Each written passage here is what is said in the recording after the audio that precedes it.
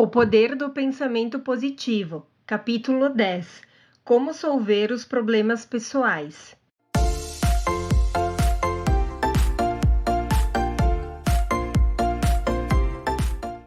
Seja bem-vindo ao canal A Mente Cria Sua Vida. Se você chegou a este vídeo, foi por alguma razão. Então, se você gostar dele, se inscreve no canal e ativa o sininho. Assim você será avisado quando postarmos conteúdos novos. Curta, comente e compartilhe o vídeo, pois assim o YouTube entende que é um conteúdo bom e o leva para mais pessoas.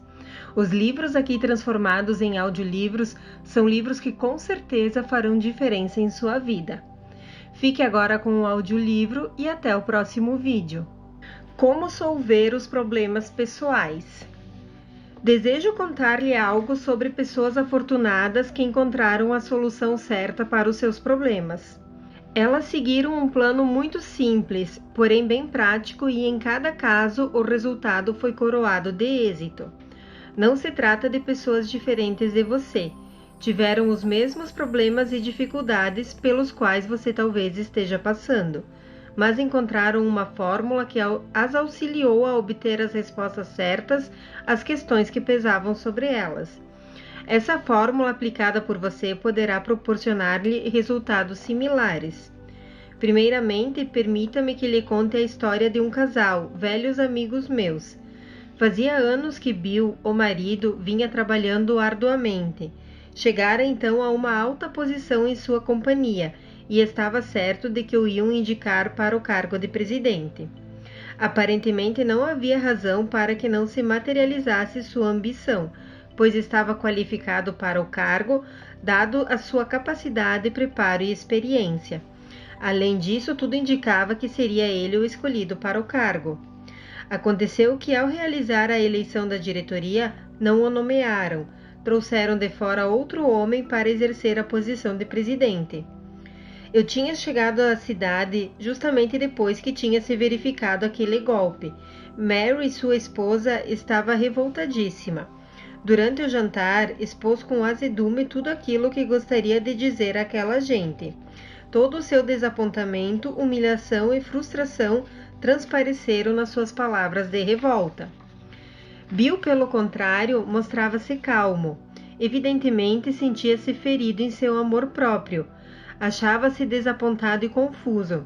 Mesmo assim, recebeu corajosamente o golpe. Como era uma pessoa essencialmente amável, não era de se surpreender que deixasse de mostrar-se irritado ou violento em sua reação. Mary queria que ele se demitisse imediatamente. Instou para que dissesse àquela gente tudo o que precisavam ouvir e que os deixasse depois. Ele não parecia propenso a tomar tal atitude. Disse que talvez fosse melhor continuar. Trabalharia com o novo presidente e auxiliar-o-ia da melhor maneira que pudesse. Tal atitude poderia parecer realmente difícil. Contudo, ele tinha trabalhado tantos anos para aquela companhia que não haveria de sentir-se feliz em outro lugar. Além disso, comentou ele, achava que naquela posição secundária a companhia poderia continuar a utilizar-se de seus serviços. A mulher voltou-se então para mim e perguntou o que eu faria naquele caso. Respondi que, tanto quanto ela, haveria de sentir-me desapontado e magoado, mas procuraria evitar que o ódio se apoderasse de mim, pois a animosidade, além de corroer a alma, desorganiza os processos de pensamento. Sugeri que precisávamos de orientação divina. Naquela situação, precisávamos de uma sabedoria que estava além da nossa capacidade. Havia tal conteúdo de ordem emotiva no problema que, sem orientação divina, não iríamos poder meditar sobre o problema de maneira objetiva e racional. Sugeri, portanto, que guardássemos silêncio por alguns minutos e ficássemos sentados serenamente, numa atitude de oração, volvendo nossos pensamentos para aquele que dizia: onde 2 ou 3 estiverem reunidos em meu nome, ali estarei no meio deles. Mateus 18:20. Fiz ver que éramos 3 e que, se pudéssemos fazer com que nossos espíritos se reunissem em seu nome, ele estaria também presente para tranquilizar-nos e mostrar-nos o caminho que deveríamos seguir. Não foi fácil a esposa resignar-se àquela ideia. mas era uma criatura inteligente e acabou concordando com o plano. Passado alguns minutos de silêncio que sugerira, propus que dessemos as mãos. Embora estivéssemos num restaurante público, faria minha oração. Na oração, pedi orientação de Deus. Pedi paz de espírito para Bill e Mary. Fui mais além, pedindo que Deus abençoasse o novo presidente da companhia. Orei também para que Bill pudesse adaptar-se à nova administração e prestasse um serviço ainda mais eficiente do que havia prestado anteriormente. Após a oração, permanecemos em silêncio durante certo tempo. A esposa rompeu-o com um suspiro e observou: realmente, creio que esse é o modo certo de agir. Quando soube que o senhor vinha jantar conosco, receei que nos aconselhasse a tomar uma atitude cristã, no caso. Francamente, não me aprazia fazê-lo, estava possessa, mas naturalmente compreendo que a resposta certa para o problema tem de ser obtida da maneira como o fizemos. Vou observá-la fielmente, por mais difícil que possa parecer. Ela sorriu levemente, mas já sua animosidade havia desaparecido. De vez em quando procurava saber como iam os meus amigos. Embora tudo não corresse inteiramente como desejavam, iam gradativamente ajustando-se às novas disposições. Puderam vencer o desapontamento e a má vontade. Mesmo Bill me confiou que estava gostando do novo presidente. De certo modo, tinha até prazer em trabalhar com ele, pois este o consultava sempre e parecia confiar bastante nele. Mary mostrou-se amável para com a mulher do presidente. De fato, chegaram ao ponto de cooperarem em tudo e para tudo. Passaram-se 2 anos. Certo dia cheguei à cidade onde moravam e telefonei-lhes. Oh, é tal minha alegria que mal posso falar, respondeu Mary. Comentei que deveria tratar-se de uma coisa muito importante para deixá-la naquele estado. Sem dar atenção à minha observação, continuou. Aconteceu-nos a coisa mais maravilhosa. O senhor fulano, ela mencionou o nome do novo presidente, foi chamado por outra companhia. Trata-se de uma grande promoção. Será um cargo especial que o tirará da nossa organização. Vai ter uma posição ainda melhor. E, fez uma pergunta, adivinha o que se passou? Bill acaba de ser notificado que agora é o novo presidente da companhia. Venha imediatamente para que nós 3 possamos render graças. Horas depois, quando estávamos reunidos, Bill declarou o seguinte: sabe, comecei a compreender que a religião, afinal de contas, não é uma teoria. Solvemos um problema da conformidade com os princípios científicos e espiritualmente definidos. Estremeço só de pensar nesse problema, se não tivéssemos seguido a fórmula contida nos ensinamentos de Jesus. Quem no mundo é responsável por essa ideia tola de que a religião não é prática? Jamais deixarei que um problema se apresente sem que o ataque da maneira como nós 3 o fizemos com este. Bem, passaram-se alguns anos. Mary e Bill tiveram outros problemas e a cada um aplicaram essa mesma técnica, sempre com bons resultados. Com o método que seguiram, qual o de colocarem-se nas mãos de Deus, aprenderam a solver acertadamente os seus problemas. Outra técnica eficiente para solver problemas consiste simplesmente em conceber Deus como um associado. Uma das verdades básicas ensinadas pela Bíblia é que Deus está conosco. De fato, a religião começa com esse conceito, pois quando Jesus Cristo nasceu, deram-lhe o nome de Emanuel, que significa Deus conosco. A religião nos ensina que, além de todas as dificuldades, problemas e circunstâncias desta vida, Deus está sempre conosco. Podemos falar-lhe, depender dele, receber seu auxílio e ter o inestimável benefício de conseguir o seu interesse, apoio e ajuda. Praticamente todo mundo crê, de modo geral, que se trata de uma verdade e muitos têm experimentado a realidade desta fé. Na obtenção de soluções corretas para seus problemas, torna-se, porém, necessário ir um pouco além da fé. Deve-se pôr realmente em prática a ideia da presença de Deus. Creia sempre que o Deus é tão real quanto a sua esposa, ou o seu sócio comercial, ou o seu amigo mais íntimo. Converse com ele sobre os seus problemas. Creia que ele ouve e lhe dá devida atenção. Suponha que ele impõe em seu espírito, através do consciente, as ideias e previsões acertadas, que se tornam necessárias para a solução de seus casos. Creia definitivamente que nessas soluções não haverá erros, que você será guiado em suas ações de conformidade com a verdade contida no resultado certo. Um negociante veio falar comigo um dia, em seguida uma reunião no Clube dos Rotarianos, numa cidade do Oeste, durante a qual eu fiz um discurso. Contou-me que algo havia lido em meus artigos e tinha, conforme as suas próprias palavras, revolucionado completamente sua atitude e salvado seu negócio. Naturalmente aquilo me interessou. Senti-me satisfeito de saber que o pouco que eu dissesse poderia fazer um trabalho assim esplêndido. Estava enfrentando uma temporada difícil em meus negócios, disse-me. De fato, a situação estava se tornando muito séria. Não sabia como iria me salvar. Uma série de circunstâncias desfavoráveis, regulamentos e deslocamentos da economia do país em geral afetaram profundamente o meu ramo de negócio.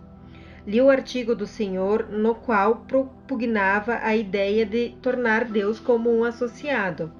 Creio que o senhor empregou essa frase: efetue um amalgamento com Deus. Quando li aquilo, me pareceu uma ideia um tanto louca. Como um homem, uma criatura humana, poderia tomar Deus como associado? Além disso, sempre pensava em Deus como um ser imenso, maior do que o homem, e que eu, perante ele, deveria parecer um inseto. Mesmo assim, o Senhor declarava que o devíamos tomar como associado. Afigurava-se-me uma ideia ridícula. Aconteceu que um amigo me deu um de seus livros. Nele encontrei essas mesmas ideias. O Senhor narrava histórias verdadeiras acerca de pessoas que haviam seguido seus conselhos. Parecia que eram todas pessoas de grande sensibilidade. Mesmo assim, não me sentia convencido. Sempre tinha a ideia de que os pastores são idealistas teóricos e nada sabem sobre negócios e assuntos práticos. Deixei então de pensar no que o Senhor tinha escrito, confessou ele com um sorriso. Contudo, aconteceu um dia uma coisa interessante.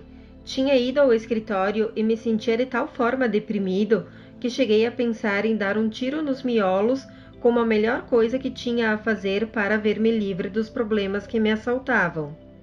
Foi então que me acudiu ao espírito aquela ideia de tomar Deus como sócio. Fechei a porta, sentei-me na cadeira e pus a cabeça sobre os braços na mesa.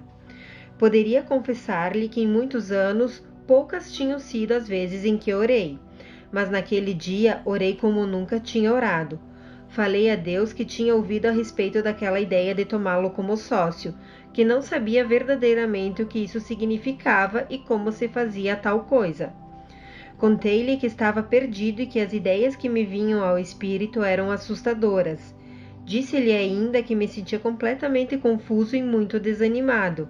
E falei o seguinte: ó Deus, não posso oferecer-vos muita coisa em matéria de sociedade, mas associai-vos comigo e ajudai-me. Não sei como vós podereis auxiliar-me, mas desejo ser auxiliado. Por isso, coloco meus negócios, toda a minha pessoa, minha família, meu futuro em vossas mãos. Aceitarei tudo o que vós dissertes. Não sei como vós ireis dizer-me o que eu devo fazer, mas estou pronto a ouvir e a seguir vosso conselho, se o derdes de maneira clara. Bem, essa foi a minha oração, continuou ele. Depois que a terminei, fiquei sentado junto à mesa.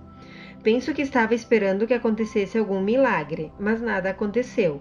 Mas o fato é que me senti inesperadamente sereno e descansado. Ficara verdadeiramente tranquilo. Nada fora do comum ocorreu naquele dia e naquela noite. Mas no dia seguinte, quando fui ao escritório, sentia-me mais disposto e satisfeito. Comecei a nutrir certa confiança de que tudo haveria de correr bem. É difícil explicar por que me sentia assim, nada havia de diferente. De fato, poderia até dizer que as coisas pareciam um pouco mais sombrias, mas eu me sentia diferente, um pouco pelo menos diferente. Aquela sensação de tranquilidade não me abandonou. Comecei a sentir-me melhor. Continuei a orar todos os dias e conversava com Deus como um sócio. Minhas orações não eram dessas que se ouvem na igreja. eram mais uma conversa de homem para homem. Um belo dia, quando estava no escritório, assaltou-me uma ideia. Foi uma ideia bem inesperada. Eu disse para os meus botões: "E que tal agora?"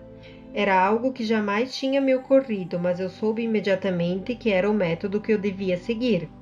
Não sei explicar como nunca tivesse pensado naquilo. Creio que isso fosse devido ao meu espírito estar num estado muito carregado. Ele não tinha estado a funcionar direito, talvez fosse essa a razão. Tratei de seguir imediatamente aquela ideia. O negociante deteve-se um momento e prosseguiu: "Não, não era uma ideia, era meu sócio que estava falando comigo." Pus logo em prática sua ideia e as coisas começaram a mudar. Novas ideias começaram a surgir-me no espírito. A despeito das condições gerais, comecei a colocar o meu negócio nos eixos. A situação melhorou e saí das minhas dificuldades. Não entendendo sermões, nem sabendo como descrever esses assuntos que o senhor escreve em seus livros, permita-lhe dizer uma coisa. Toda vez que o senhor tiver oportunidade de conversar com negociantes, diga-lhes que tomem Deus como sócio em seus negócios. Eles terão ideias melhores que poderão empregar e transformar em verdadeiro patrimônio. Não me refiro apenas ao dinheiro, comentou ele. Se bem que a maneira de se obter bons dividendos nas inversões é, creio, ter ideias orientadas por Deus. Diga-lhes que esse método de se ter uma sociedade com Deus é o que resolve acertadamente os seus problemas. Esse incidente é apenas uma das muitas demonstrações similares da lei das relações divinas e humanas a influir nas questões práticas. Desnecessário salientar a extraordinária eficiência dessa técnica para a solução dos problemas. Ela tem produzido resultados assombrosos em muitos casos, os quais tive ocasião de observar.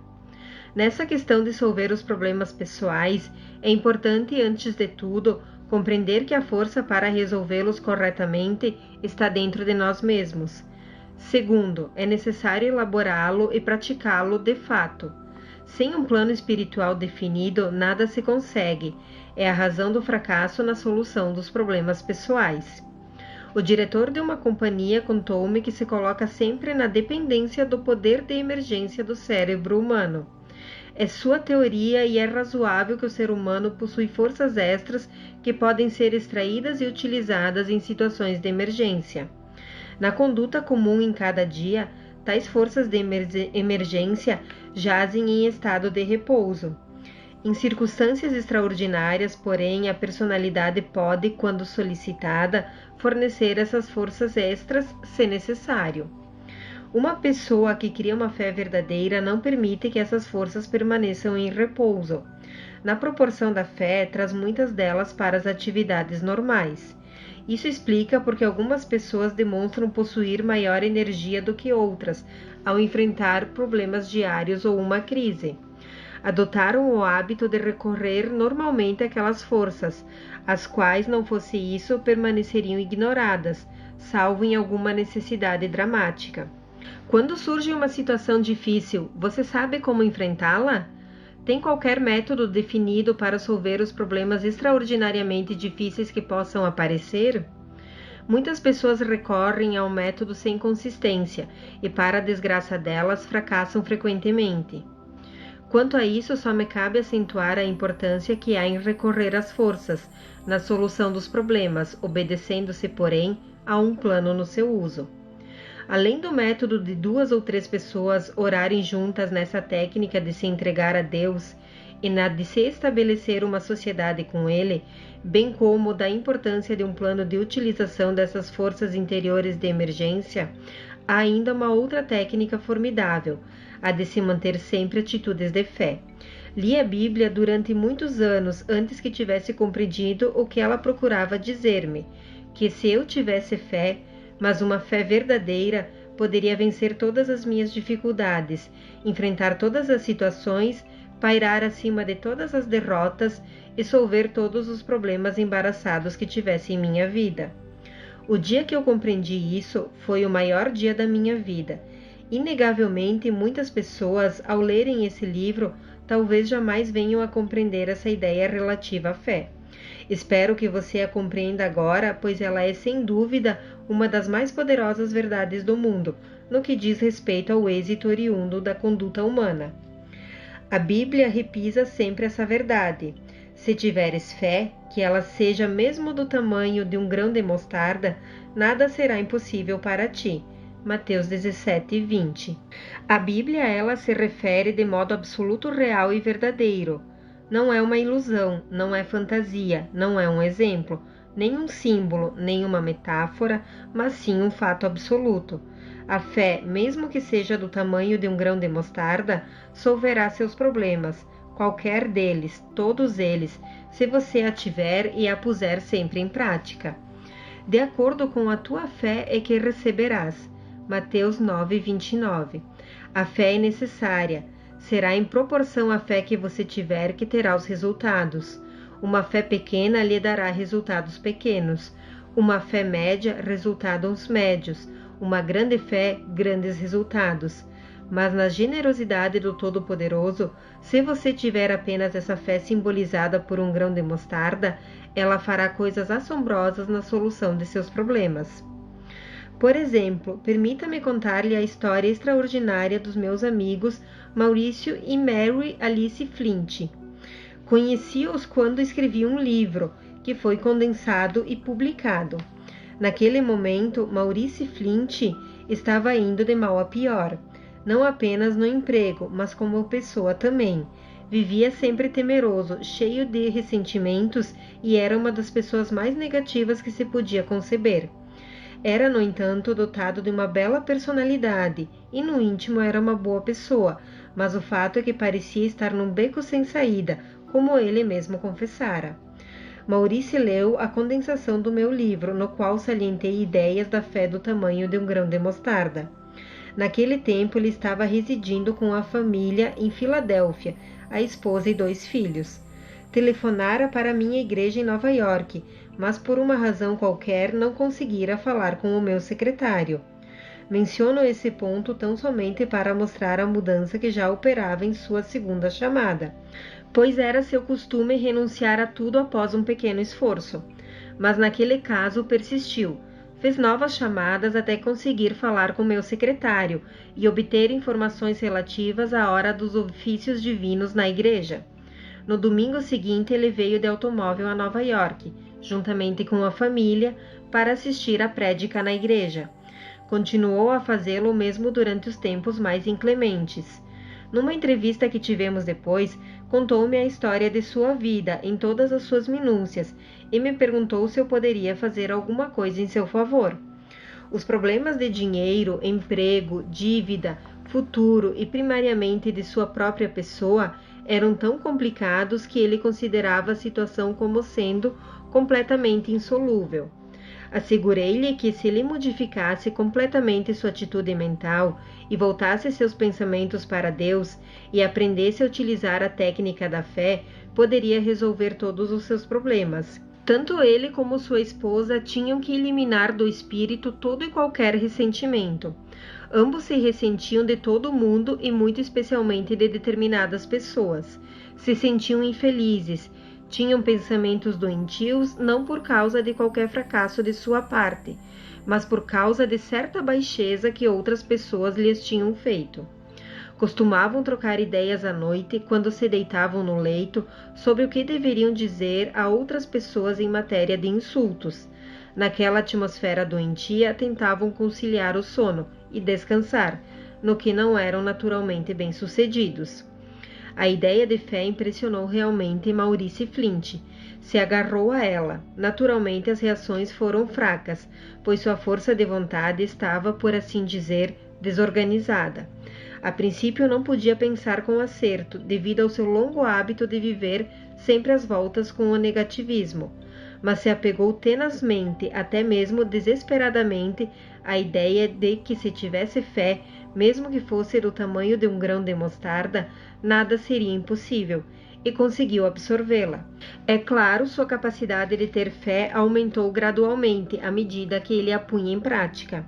Certa noite, ele contou na cozinha, onde a mulher estava lavando a louça.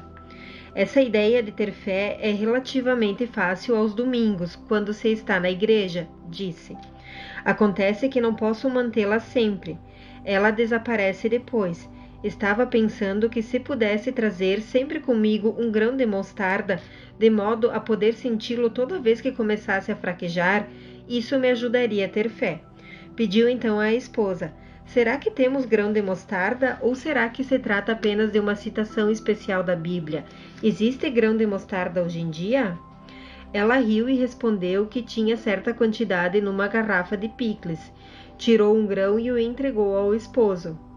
Saiba, Maurice, explicou Mary Alice, que não é preciso ter um grão de mostarda. Isso é apenas um símbolo de uma ideia. Não sei se é um símbolo ou não. A Bíblia diz grão de mostarda e é isso que eu quero. Talvez eu precise desse símbolo para ter fé. Maurício o contemplou na palma da mão e murmurou: é só isso a fé de que eu necessito? Apenas do tamanho de um grão de mostarda? Olhou ainda por um instante e o guardou no seu bolso. Declarou: se eu puder senti-lo nos dedos durante o dia, ele me fará conservar a fé. Mas o grão era tão pequeno que ele o perdeu. Foi buscar outro na garrafa. O perdeu também. Um dia, ao perder no bolso outro grão, lhe veio uma ideia. Por que não podia pô-lo numa bolsa de matéria plástica? Poderia carregá-la sempre no bolso ou pendurá-la na corrente no relógio para se lembrar que, se tivesse fé do tamanho de um grão de mostarda, nada lhe seria impossível. Consultou um homem que se supunha ser perito em matérias plásticas e lhe perguntou se podia inserir um grão de mostarda numa bolsa plástica. O perito respondeu que não podia fazê-lo pela simples razão de que era uma coisa que jamais tinha sido feita, o que naturalmente não era um motivo para que se não o fizesse. Já por esse tempo, Flint tinha fé suficiente para crer que, se a tivesse, mesmo que fosse do tamanho de um grão de mostarda, iria poder colocar um grão dentro de uma esfera plástica.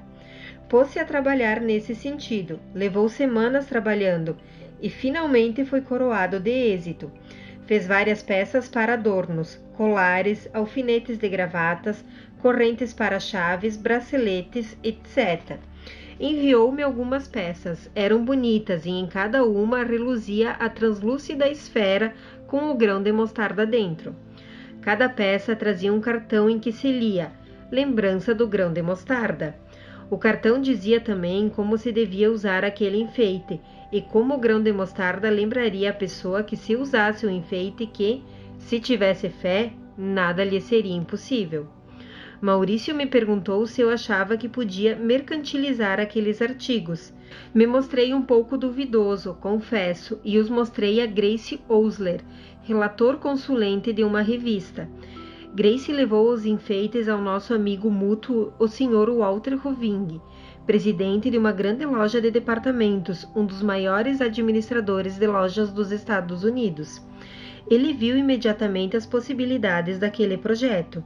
Imagine minha surpresa e prazer quando li, nos jornais de Nova York, uns dias depois, um anúncio que ocupava 2 colunas e dizia: símbolo de fé, um genuíno grão de mostarda, encerrado em contas de vidro cintilante, empresta ao bracelete um grande significado.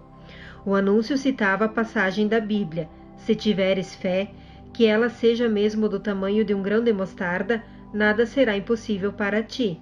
Mateus 17:20.